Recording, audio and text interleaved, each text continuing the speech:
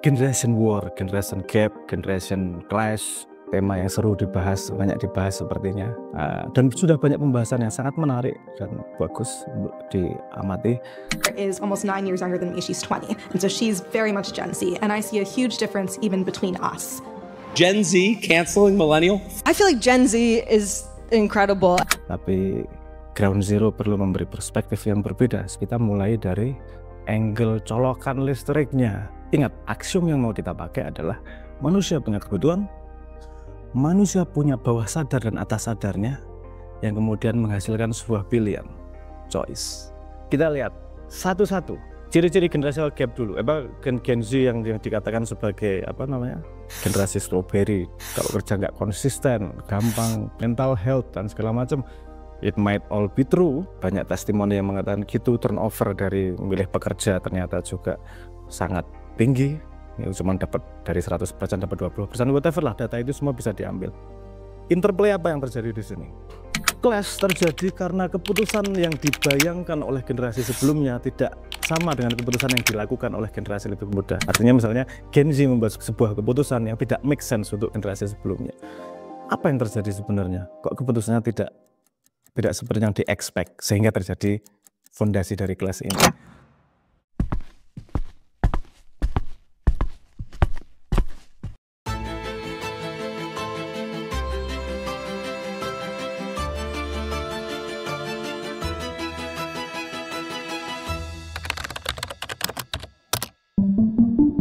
Kita mundur ke belakang. Tadi kan sudah ada decision, ingat aksiom kita. Terus kemudian ada sadar dan bawah sadar. Setiap orang membuat keputusan, itu dasarnya dari akal dia, yang disadari maupun yang tidak disadari. Kebanyakan, kalau Daniel Kahneman mengatakan, keputusan justru datang dari hal yang tidak kita sadari. Fast thinking. Fast thinking adalah pola seperti cara kilat untuk kemudian membuat sebuah keputusan. Coba kita lihat bagaimana hubungan dari dua ini. Untuk membentuk bawah sadar dari sebuah manusia, itu terjadi bagaimana dia exercise choice-nya setiap saat. Kita lihat sedikit ke belakang. Sebelum teknologi sangat maju, seberapa banyak pilihan orang untuk bisa melakukan sesuatu. Contoh, Anda mau nonton TV aja pada generasi sebelumnya, mau nonton hiburan aja, itu bukan choice Anda. Sedikit choice-nya. Karena yang menentukan kapan tayang apa, lagu apa yang diputar di radio bukan manusianya. Sehingga mereka terbiasa tidak membuat keputusan. Mereka terbiasa untuk oke, pilihannya hanya ada ini, saya akan melakukan itu. Nah, ini sangat berbeda polanya dengan Gen Z. Bawah sadar Gen Z itu mengimplementasi choice luar biasa bebas. Mau nonton apa saja, kapan saja bisa, mau mendengarkan apa saja, kapan saja bisa, mau komunikasi sama siapa saja, kapan saja bisa. Artinya bawah sadarnya terbiasa untuk melakukan choice. Jadi dia tidak merasa ada limit pada choice yang dia lakukan. Limitnya jadi lebih tipis. Sehingga kalau misalnya kok tidak sopan sama orang tua, it's a choice. Itu sangat mudah diputuskan oleh Gen Z karena terbiasa mengimplementasikan choice-nya. Kalau yang generasi lebih tua, itu bukan choice. Hormat sama orang tua, nyium tangan itu bukan choice yang dia bisa pilih ya atau tidak.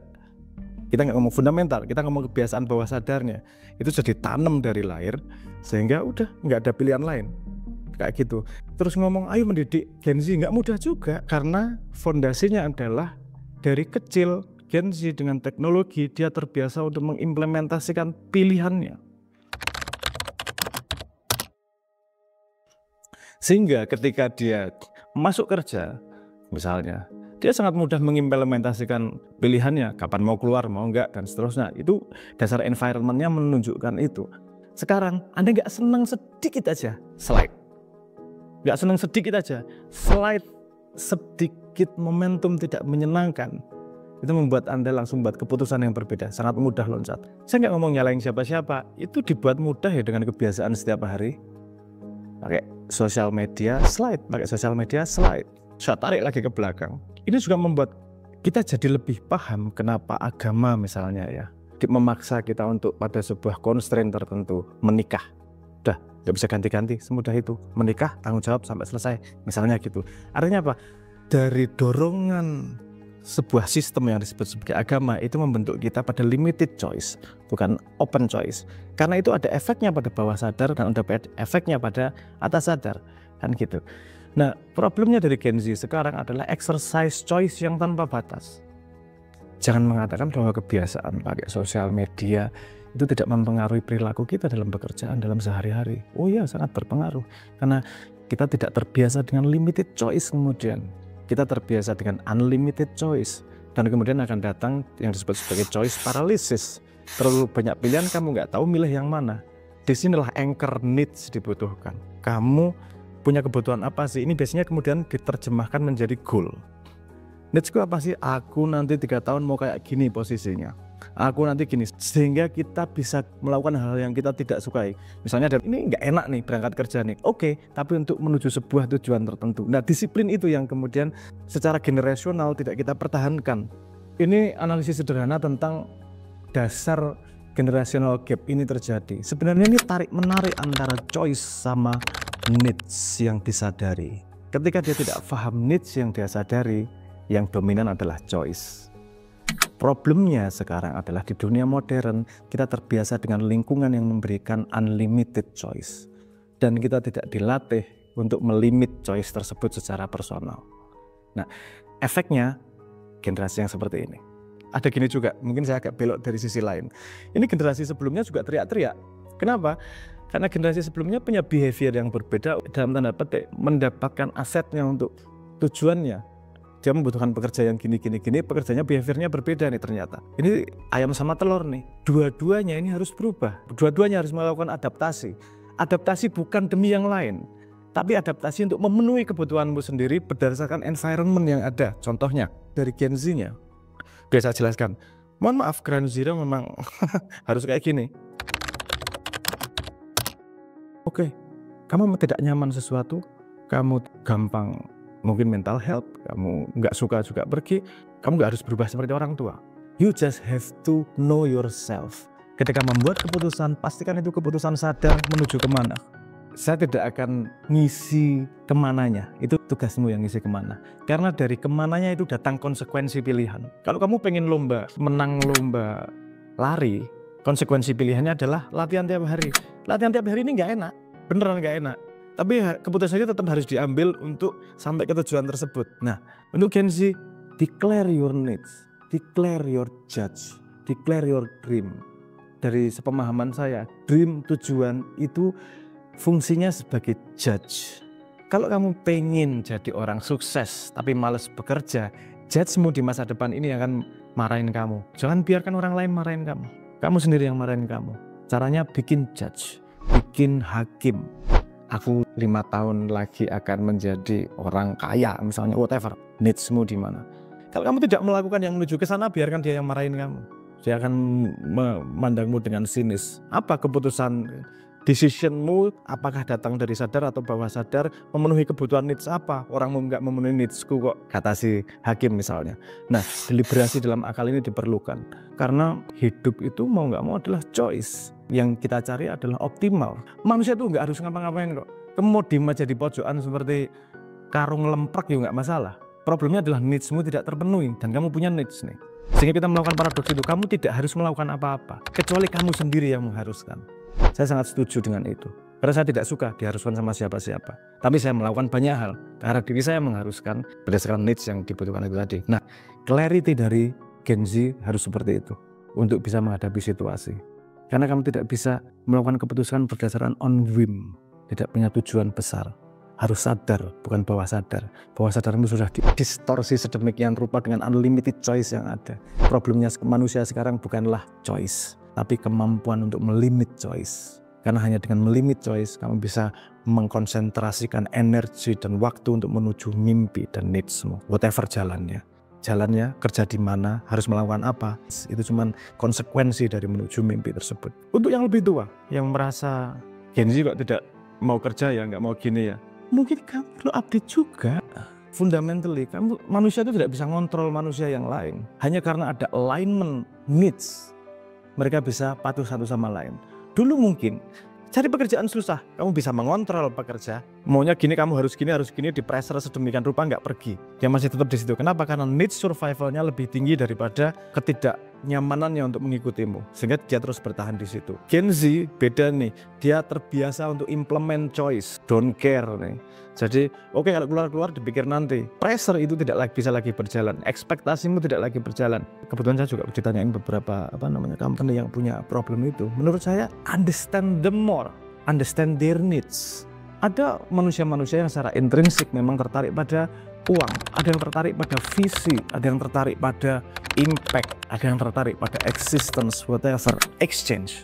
Apakah perusahaan menyediakan itu? Dia akan fulfillment pada manusia. Keadaan sudah berubah. Dulu mungkin kita secara komunal berpikir primer tentang survival. Sekarang ketika makanan dengan mudah bisa didapatkan dengan choice lagi, pakai aplikasi dengan mudah, satu kota langsung tersedia di depan mata, itu bukan lagi menjadi primary need. Gen Z itu mungkin secara pekerjaan tidak konformal dengan situasi berikutnya.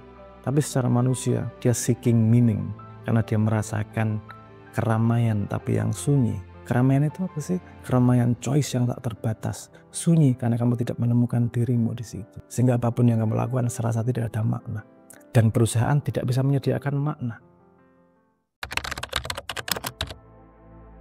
Well, mungkin ini dianggap sebagai omongan superfluous, imajinatif. Kita ngomong tentang listrik, bukan channel di TV. Kita ngomong primordial human-nya. Tanya Gen Z. Risetnya jangan dari perusahaan, dari sudut pandang Gen Z yang berhasil. Gen Z yang bekerja di sebuah tempat dan merasa dirinya fulfill, part of something bigger, yang dia merasa tidak hanya menjadi pekerja tapi jadi bagian dari manusia yang merepresentasikan dirinya yang sejati. Dia diberi kesempatan itu, dia akan lama kok bertahan di situ, menghadapi semua kesulitannya nggak masalah kok, karena dia tidak mengabdi pada orang lain, dia mengabdi pada dirinya. Dan menurut saya itu sebenarnya yang ideal seperti itu. Semua orang mengabdi pada dirinya sendiri dan mimpinya, dan mereka bersama karena kebetulan punya needs yang sama nih, yang bisa saling memenuhi. Equal exchange. Simple, sudah sangat jelas dijelaskan di Full Metal Alchemist bahwa equal exchange itu sangat penting. See, so that's the story of Ground Zero, generational gap. Yes, terjadi. Apa sih sebenarnya yang terjadi? Karena pada generasi yang berbeda, implementasi choice-nya berbeda. Itu memberi ripple effect yang bermacam-macam. Yuk kita lihat lagi bagaimana implementasi choice pada dirimu. Apakah kamu mengabdi pada whim sekejap, atau kamu mengabdi pada mimpi, needs masa depanmu? Itu akan memutuskan choice-mu kemana. Pada perusahaan-perusahaan yang merasa dia lebih benar menjalankan hidupnya, think again. Gen Z ini generasi baru yang mencoba mengekspresikan dirinya pada dunia yang sama sekali berbeda. Kalau kamu ingin membuat mereka menjadi pekerja, align yourself. Tidak harus selalu memanjakan kok. Beanbag nggak selalu bekerja juga kok. Maksudnya kan perumus biasanya kan kasih beanbag, kasih snack yang bebas, whatever. Yes, maybe itu superfluous sedikit di depan mata. Tapi untuk seperti pada semua situasi zaman, pada semua talent ada top talent. Untuk get top talent bukan yang kayak gitu. Get top talent adalah talent-talent yang punya misi, yang punya needs dalam hidupnya, dan align yourself untuk menyediakan misi itu. Jadi sekarang tempat kerja bukanlah hanya tempat yang menyediakan duit, tapi menyediakan ekspresi, menyediakan jalan untuk mimpi para pekerjanya. Can you adapt? Gen Z, generasi tua, kalau kita sama-sama bisa adapt, kita akan bisa melanjutkan ini dengan lebih baik secara society, dan kita akan mengalami gen gap berikutnya. Mungkin beberapa tahun lagi ini terus berjalan. Yang bisa kita lakukan adalah understand your needs. Diputuskan oleh atas sadar atau bawah sadar untuk membuat choice. Is your choice looping back to fulfill your needs? Just answer that question and make your decision. Karena pada dunia modern, semua keputusan ada di tanganmu. Back to human.